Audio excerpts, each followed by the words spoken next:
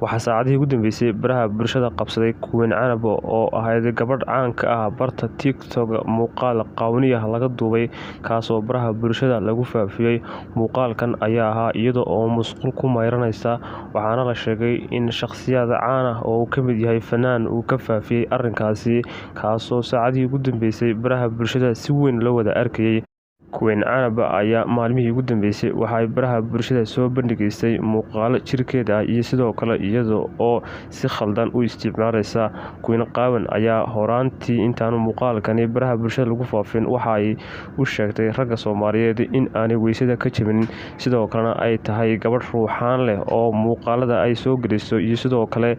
in ay isqaawiso ay tahay mid u caadi ah. Arrintani ayaa daba socota muuqaalkan baraha bulshada la wareejinayo saacadihii ugu dambeysay, kaas oo iyada oo qaawan musqul ku mayranayso, waxaana kasoo falceliyay dad aad u tiro badan oo isticmaala baraha bulshada, waxaana dhaleecayn dusha uga tuureen Queen Canab oo ay ku tilmaameen in markii horeba ay ahayd gabadh isqaawan jirtay, iyaduna ay tahay mas'uulka leh in muuqaaladeeda iyada oo qaawan baraha bulshada la wareejiyo. Gabdhaha Soomaaliyeed muddooyinkii ugu dambeysay waxaa soo baxay gabdho isku qaawiya baraha bulshada, cawradooda banaanka soo dhiga, marka muuqaal si kaas ah ay isaga duubaan baraha bulshada ku faafiyaan waxay afka furtaan, sidoo kalena ay sheegaan in ay rag ka faafiyeen, taasoo haba yaraatee inta hore muuqaalada ay qaawanida kusoo shacbaxaan iyaga oo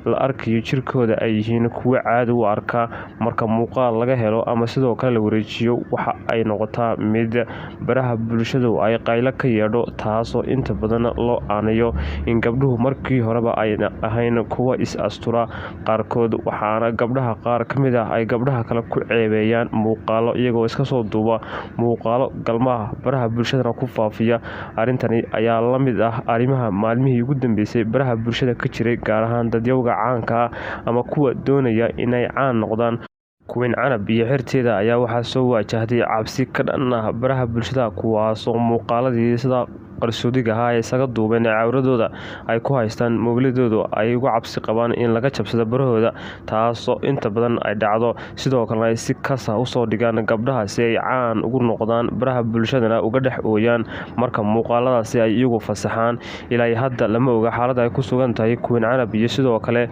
in waxa ay ka dhihi doonto muuqaalkan la wareejinayo saacadihii ugu dambeysay baraha bulshada, taasoo si weyn dadku ay uga xumaadeen kuna tilmaameen in gabadhani ay tahay waqti xaadirkani in loo caqli celiyo, loona baahan yahay in muuqaaladeeda laga saaro baraha bulshada, taasoo ay muhiim tahay.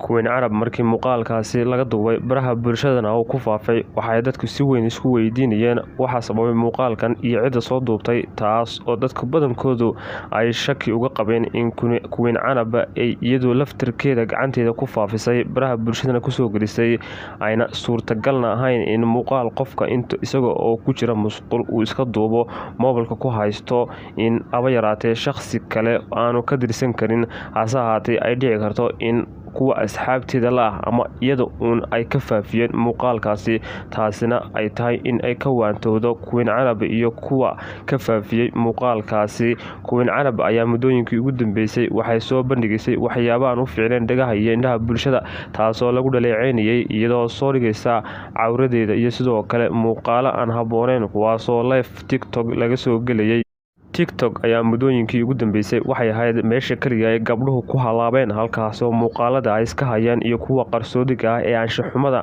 ay iska faafiyaan marka ay isku caroodaan iyaga oo live ku jira, kuwaas oo la arkayay iyagoo iscaayaya, aflagaada ba'ana isu geysanaya, taas oo keentay in waqti xaadirkan Queen Canab muuqaal anshax darro ay gacanteeda ku duubtay in laga faafiyo baraha bulshadana uu saacado gudahood u qabsado, taas oo dhaleecayntu ay ahayd mid gebi ahaanba lagu soo jeedinayo iyada iyo kuwa asxaabteeda la ah ee looga shakisan yahay inay ka faafiyeen.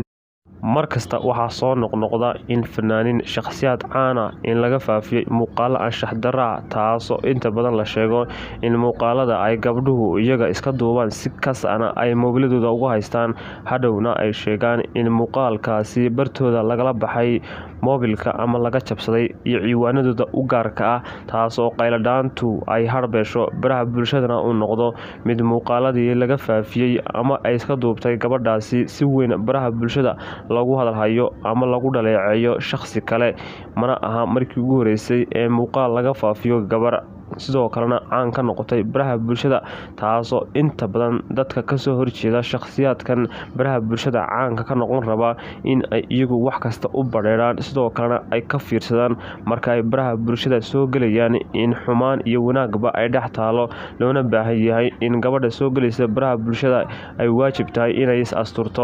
sidoo kalena ay ka fikirto aayaheeda mustaqbaleed iyo midka gaar ahaaneed ee sharafteeda, loona baahan yahay in ay ka waantooto waxyaabaha xunxun ee inta badan lagu baahiyo baraha bulshada, taas oo muddooyinkii ugu dambeysay gabdhuhu ay halkaasi ku halaabeen oo muuqaalaan shaxdaraha ay soo gelinayeen.